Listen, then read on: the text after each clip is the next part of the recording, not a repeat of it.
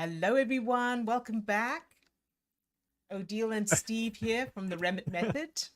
How you doing?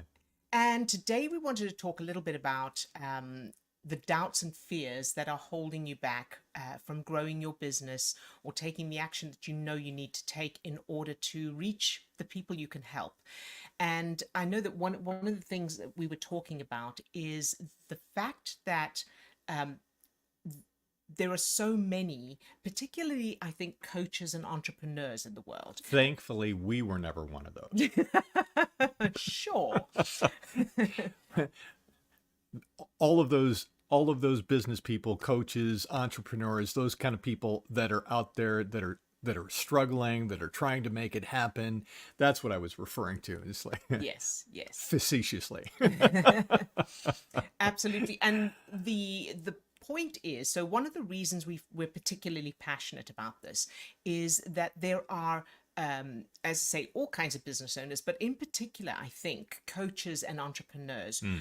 out there who have the solutions to world problems, and but their doubts and fears are stopping them from sharing those solutions, and those the Mm. solutions to world problems that can have a ripple effect and can change the world like that, right? I mean, who knows? How, you may be one of them. How many people are out there with the Hmm. solutions, but who just can't get themselves to take the actions to share those solutions? And it could be self-doubt, it could be fear of, you know, fear of promoting the business. You know, people will think I'm bragging, what will people think? Hmm. Imposter syndrome. There's all kinds of fears of putting myself out there, fears of being on camera, fears of anxiety about posting on social media. So there are people out there who are teaching amazing marketing techniques and skills and providing those services and that kind of thing, and sales techniques and all that.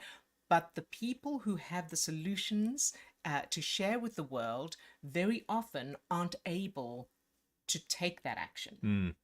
Yeah, I was thinking about, some of the people that we've worked with through, and not all that many years, that we've actually been doing this, but the people that we've been working with recently. And um, yeah, So give me an I've example got of, one. Yeah, okay. I've got one. So there is someone who is now in her third year of Oh yeah. medical school. Mm, mm, So there's someone in her third year of medical school who would be in medical school yeah. if Steve and I hadn't got rid of our doubts and fears. So this is not about, oh, look how amazing we are that we helped this person. No, it's about if we Mm, hadn't got rid of the fears and doubts that we both had quite significantly, yeah, right? The anxiety and yeah. all that. What were some of those fears and doubts that you feel like were holding you back? So for me, I didn't want to be seen on camera. And now I know that can sound strange to some people who know me Yeah. because I was an actress and singer. But the point is that I Mm, was confident performing if I had like a script and, you know, somebody doing hair and makeup and all of that. But for me to just be mm, myself and just talk, I absolutely, you know, I would cringe at the thought of it. And mm, also, as I used to think, okay, I should do videos, we should do Facebook Lives and YouTube and all that, my brain would immediately go to all the people I mm, know that I thought would be judging me. yeah. So I would see myself through their eyes and what they would think of me. And you know, it was all like, oh no, I don't want to be Hmm. seen. I remember, I remember some of those first couple of videos Yes, that we did. I think you did the first video that we ever that's published right. by yourself because I was too frightened to even get on the Yes. camera. Um, and I, yeah, I think back at that experience and just the amount of fear that was there. That's it. And so it can be paralyzing. And then the Hmm. other thing is, you know, having the belief that if you promote your business or promote yourself, Hmm. that people are going to judge you, or that, you know, you shouldn't promote yourself and your business. And so this is, I want to go back to Swasti, who is the Mm. medical student. Yeah. So, for example, if Steve and I hadn't got, worked on ourselves and changed those fears and doubts that were Yeah. keeping us from just sharing what we Mm. have and Hmm. what we do, we wouldn't have reached her. She wouldn't have known about us, Right. number one. And then she wouldn't have been able to change her doubts and fears, Hmm. which means she wouldn't have got into medical school. And in the future, there would be a doctor who wouldn't exist Yeah. because we couldn't get past our doubts and fears. And the reason I'm mentioning this is because sometimes when we're focused on our own stuff, Hmm. I'm worried about what people think. I'm too scared. I'm not good at sales. Who do I think I am? Nobody wants to hear what I have to say. People are going to think I'm bragging. All of those, Hmm. the imposter syndrome, all of those doubts and fears. When we're focused on that, we lose sight of the end result. And bringing focus back to the end result can help us at least start to get past those doubts and fears with a different perception. And the reason it's so the reason we always focus on the brain is so focused on. I'm doing this because I know you're trying to get. I'm sorry, I'm not giving you a chance to get a word in. You're I'm aware that I'm just blah, blah, but what I want to say is that the reason that it's so difficult to keep the end result in mind is because the brain is automatically designed to focus on the danger so that we don't get killed by the bear while we're appreciating the flowers. And the danger in this case is, what will people think? mm. Or Hmm. I shouldn't, who do I think I am? Or people will think I'm a fraud, or whatever those doubts and fears. They're different for different people. And the brain is producing stress Hmm. chemicals like adrenaline and cortisol that make the focus, sort of close up, home in on the danger, the so-called danger, and ignore the knock-on effect. Yeah, I'm kind of hearkening back to those early days of us doing that kind of thing. And clearly, I wasn't in that space of thinking about the knock-on effect, that our work would one day have. I was just clearly focused on, you know, uh, the feeling, even though there wasn't a real live bear Mm-hmm. attacking or whatever that imagined danger was. And now what we know and the work that we do is taking a look at what really is, or what the unconscious part of the brain is recognizing as the bear. That's right. Because the trigger, that fear that we're feeling in the moment is coming from some place. Mm-hmm. It has an origin, it has a root, and it is unique.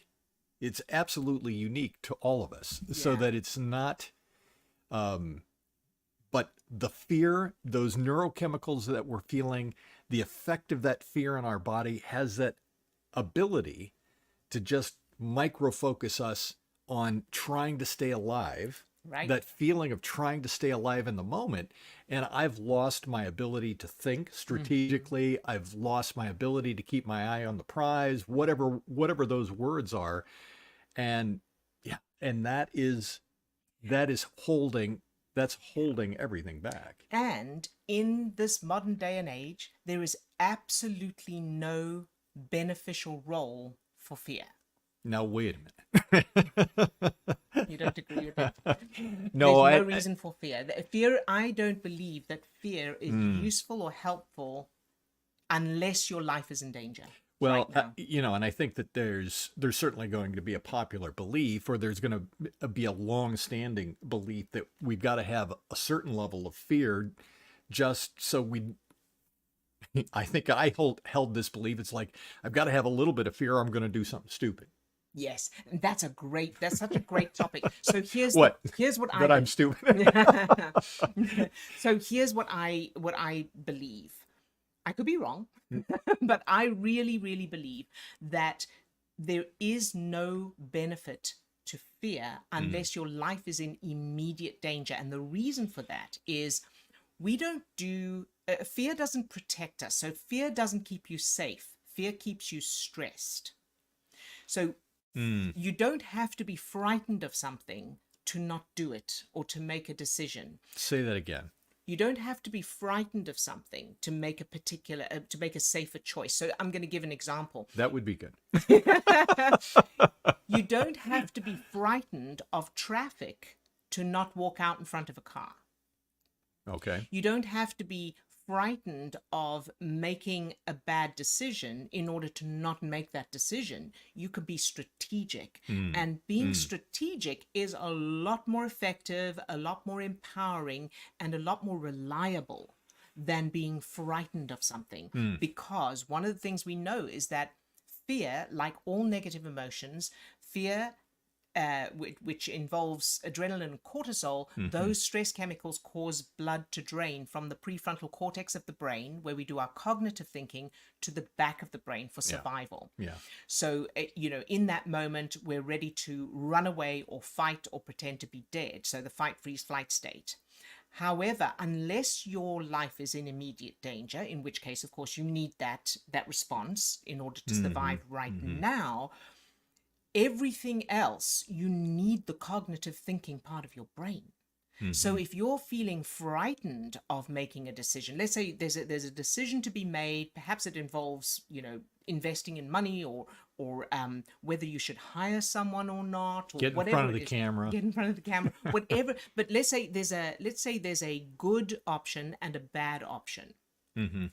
If you're frightened, you're not going to be able to think strategically in order to make the right choice, because the blood will have drained from that part of your brain and you will just be on automatic, which is only good enough for running away or fighting. It's not good enough to make decisions. Whereas if you are not frightened, then you're able to use strategy and you'll be able to weigh up the options and go, yeah, no, I remember in the past this wasn't a good idea, or consult someone, ask for help. Strategy outweighs fear, is much more effective than fear. Do you think that answers the question? Well, let us know in the comments if you don't agree with that, or you think you've got anything to add. Yeah, absolutely. And I guess the other bit is what's underlying those fears, because how is it that some people will, two separate people could have the same issue, or they're facing the same issue, and one of them is paralyzed in fear and the other one is thriving. So what's underlying? Where are these, what are these fears about? Where are they coming from? Right. And you don't know? No.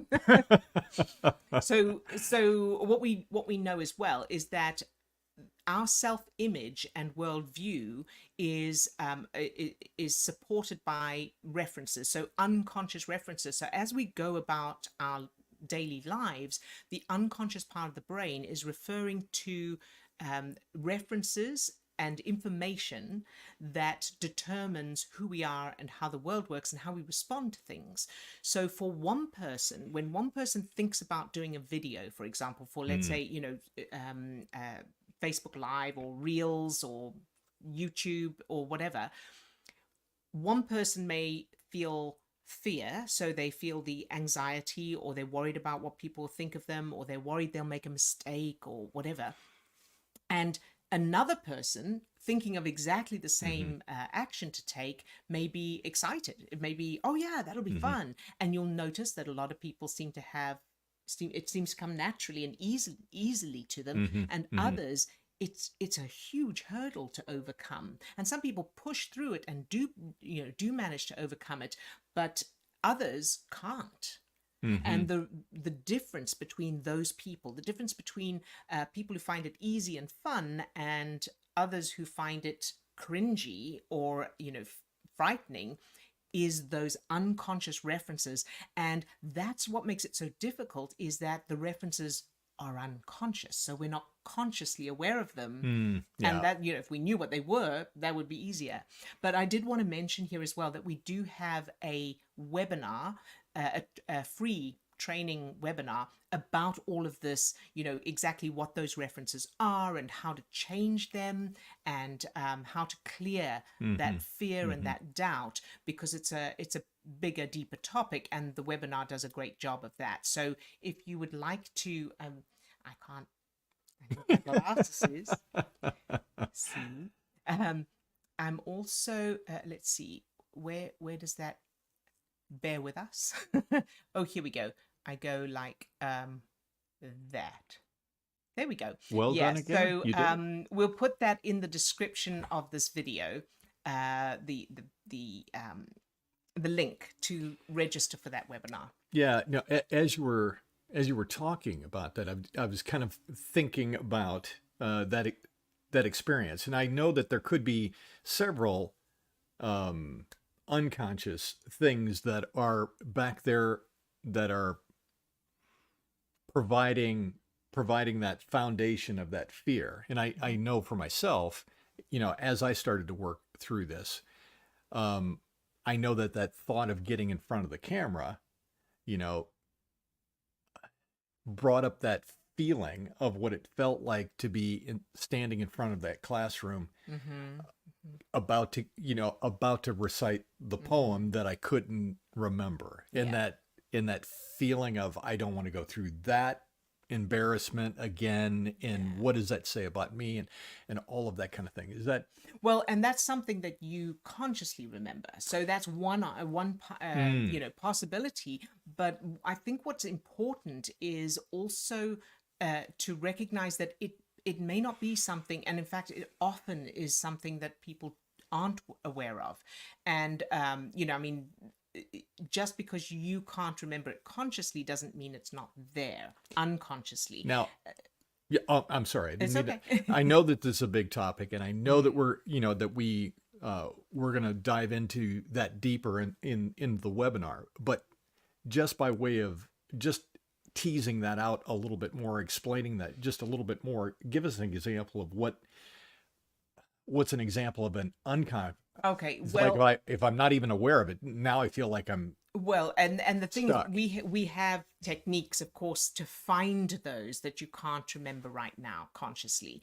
But I know one of our clients from a workshop that we did, she I'm just trying to remember now, she was in a job, she was in a full-time job. She wanted to give up her job and do what she loved for a living. She wanted to start her own business, and it was a consultancy business, I think, I seem to remember. And but she couldn't get herself into a position where she was financially able to leave her job in order to do that full time.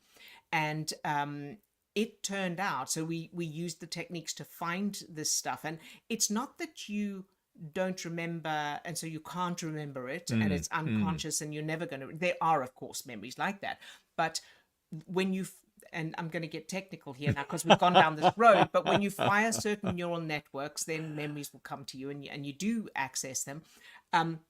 But I'm aware this is such a rabbit warren that we could go into explaining everything, and I don't want to do that because the webinar does a great I job. think But I'll just want to. Oh, but sorry. Yeah. Sorry. No, I just wanted to. I yeah. just wanted to finish that piece there, so I don't forget. Is that in her case, it turned out to be the feeling of being held back from doing what she wanted to do, turned out to be her parents holding her back from going to the school she wanted to go to. And I mean, that sounds so disconnected, which is one of the reasons I didn't want to go too far down that rabbit hole. But it's things like that we don't know. And here's the key: is we changed that. We helped her to change it, and she now does run her own consultancy business. So her brain then was keeping her in alignment with the new references. Right. Yeah. So I get that, the obviously within the amount of time that we have here, we can't go into that level of depth, but I think that, kind of holding up that idea that the doubts and the fears that we have, I think that we oftentimes end up attributing those doubts and fears to something. There must be something really lacking inside of me, or it's my fault, or I've done something wrong, or Or I'm just not the kind of person right. who, yeah. And what I think that we've discovered, and what we're doing in this work, is to recognize that the fears aren't speaking to what's wrong with you. It's about what happened to you. Right, right. So And go ahead. the other thing I want to point out is not everyone Mm-hmm. reacts to the same things in the same way. Absolutely. So if it really was a case of people judge, or there's something wrong, that you shouldn't promote yourself and that kind of thing, then most people would feel that way, or everybody would feel that way. But you'll have noticed that there are some people who are quite comfortable sharing what they do right from the outset, and Right. then others are scared, or have feel self-conscious, or don't have self-belief in that. And it's because it's the unconscious references in each person. That's what makes the difference between someone like Alex Hormozy, or Tony Robbins, or Gary Vee, who are comfortable promoting themselves, and then someone like we were. So but the fabulous news is that the brain can be changed, and that's, I think, the biggest message I wanted to get across today, is that the brain can be changed, because that gives hope. There is hope, and you can completely change not just what you do, not just becoming more, yes, I can promote my business, but feeling it. So really genuinely feeling comfortable, confident, and having fun with it, as opposed to trying to make yourself do it, which is what I used to have to force myself. Yeah. No, I concur 100%. I feel like probably the information that is still relatively new in the world of science, certainly in what we do, is just how much the brain is all the time. Yeah.